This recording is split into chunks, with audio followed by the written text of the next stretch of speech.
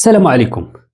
قريت بزاف ديال لي ستاتي نتاع بزاف الجزائريين، وايضا شفت العديد من الفيديوهات من طرف الاعلام الجزائري والمؤثرين الجزائريين كيقول لك بان الدولة المغربية ظالمة وتعتدي على الجمهور الجزائري وراها كتنتقم منهم وكتعتقلهم.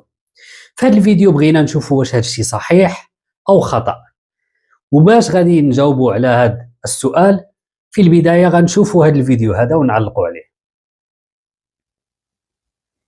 إذا كما شفتوا هادو مجموعة من الجزائريين في الملعب وأمام أنظار الكاميرات قطعوا العملة نتاع المغرب وقطعوا واحد الورقة نقدية نتاع المغرب، وهذيك الورقة النقدية راه كتمثل السيادة المالية نتاع الدولة المغربية.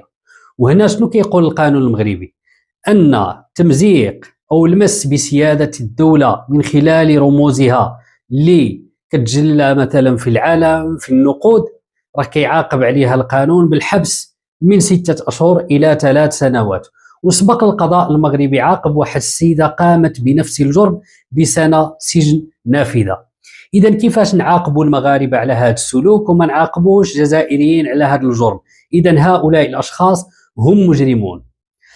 أما هذا الشخص هذا اللي في الصورة مؤثر جزائري قام بالتبول في ملعب مولاي الحسن، ولكن كيخرجوا حاليا كيقول لك لا ما تبولش وكيدير برانك. نمشيو معكم في الطرح. هذا الشخص هذا كانت عنده نية الإساءة للشعب المغربي والدولة المغربية، كانت عنده نية الاستفزاز، أنه بغى يتبول على الملعب اللي متسمي سميت الأمير مولاي الحسن، وبالتالي كيستحق العقوبة، كيستحق السجن.